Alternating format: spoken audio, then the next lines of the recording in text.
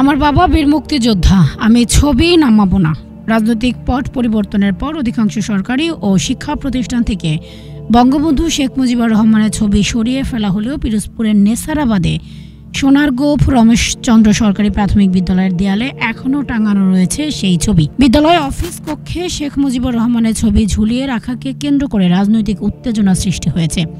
তবে এই বিষয়ে সোনারগোপ রমেশচন্দ্র সরকারি প্রাথমিক বিদ্যালয়ের প্রধান শিক্ষক শামিমা ইয়াসমিন বলেন, আমার বাবা মঈনুদ্দিন মাস্টার একজন বীর মুক্তিযোদ্ধা।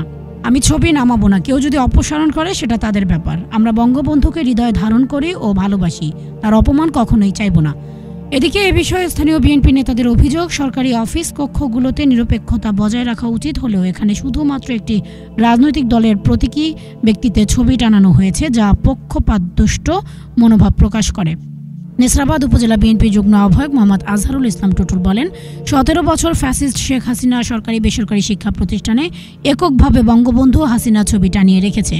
বাংলাদেশ স্বাধীনতা সংগ্রামে অন্য কোনো রাজনৈতিক দলের অস্তিত্ব রক্ষা করেনি, আমরা এর বিরোধিতা করি। সোনারগোপ রমেশচন্দ্র সরকারি প্রাথমিক বিদ্যালয়ের সহকারী শিক্ষক মোহাম্মদ রেজাউল কবির বলেন, পদাধিকার বলে আমি ওই স্কুলের সহকারী শিক্ষক। প্রধান শিক্ষক যদি বঙ্গবন্ধু ছবি না সরায় আমরা কি করতে পারি? তবু আমাদের স্কুলের সরকারি শিক্ষকরা একাধিকবার ছবি সরানোর কথা বলেছিলাম, তিনি তা শোনেননি।